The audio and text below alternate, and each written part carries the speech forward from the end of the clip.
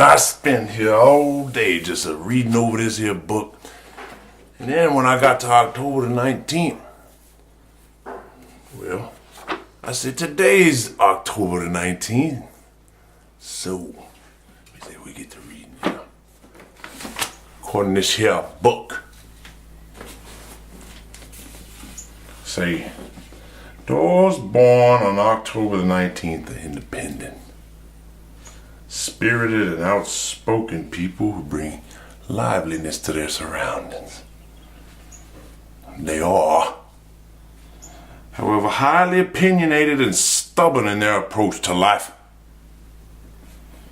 Because of their contentious nature, they not only love to partake in competition, but also may unfortunately bring strife and conflict wherever they go. A constant theme in their life, how nice, this is lovely, is revealing hidden truths. And therefore, they have a great dislike for ulterior motives. Subtle emotional manipulations and punishment through silence. They hate that. Say here that people born on this day don't like punishing people with silence and hidden truths. Boy, that sounds interesting to me. Subtle emotional manipulations. I love the way that sounds. It makes my shit just come out my asshole smoother. They tend to be explosive when they're angry. Oh, watch out. But after the storm has passed, they generally don't hold grudges and are open to reconciliation. Isn't that nice? Perhaps the driving force behind their provocative nature is their desire, as mentioned above, to bring things to light. Now, don't that sound lovely? Or better yet, shine the light of truth on the object of their interest, which could be anything like a basketball, an inanimate object like a dickhead daddy.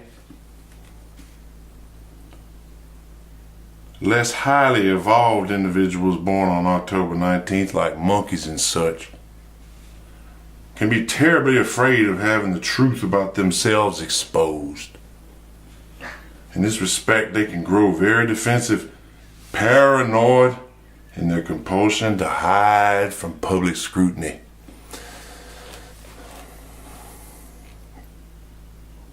Public scrutiny. Now the public can scrutinize me sitting on the toilet taking a shit while I read this here book. They can, however, develop themselves by gradually dropping these defensives until at a moment of personal truth, personal triumph, they stand fully revealed without fear or shame, for the Lord has blessed them and forgiven them for their sin. Much like someone afraid of heights who finally manages to scale the highest peak and confront them demons within themselves and then demons within their life.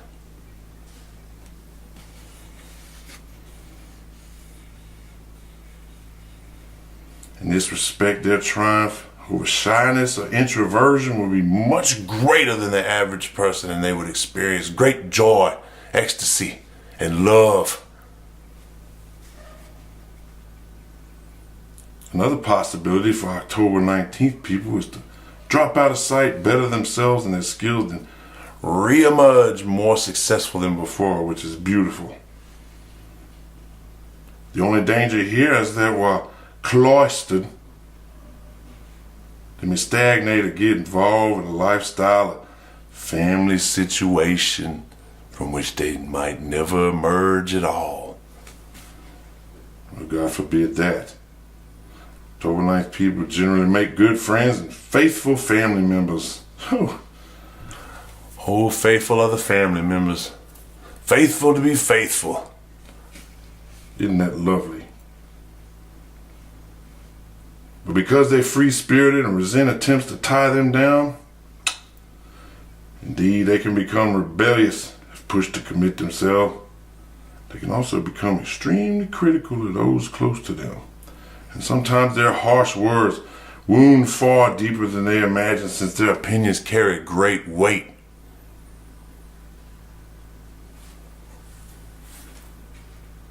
October 19th, people must take an effort to break down their defense reactions, particularly regarding their motives and action, whatever the hell that means.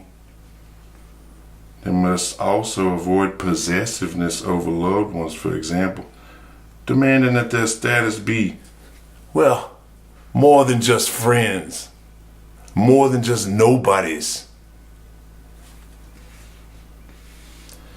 Accepting a secondary position or supporting role on occasion, even coming to enjoy it, is a great step in the spiritual development of those born on this day. What numbers we got here? Look like, say, 666. Why, that's the number for the devil. Watch out. I'm just playing. Born on this day ruled by the number 1. 1. A singularity, 1 in and of itself, is alone, unique, stands independent, and free from control of other peoples who would rather see you do other things.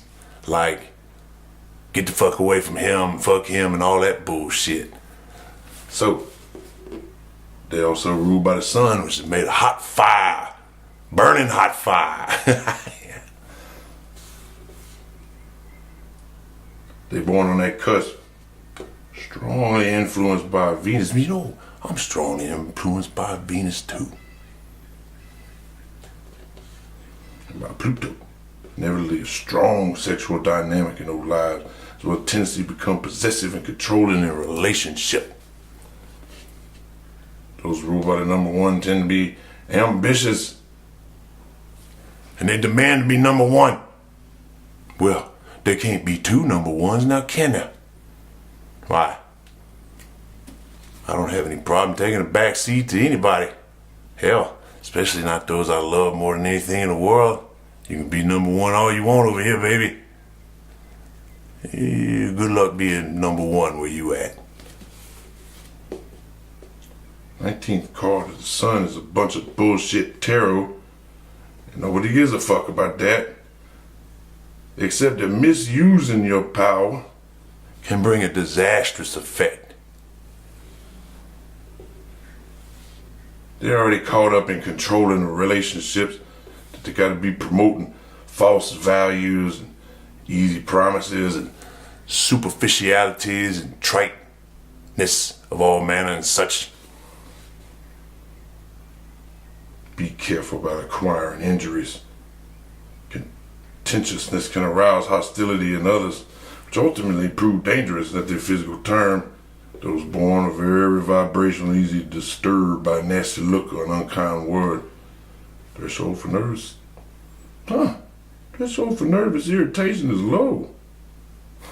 Well, that causes them to react sensitively to things around them in their environment, such things they're surrounded by. Oh, dairy excess. Allergies may prove to be a problem, so you better watch out for those dairy fats and sweets.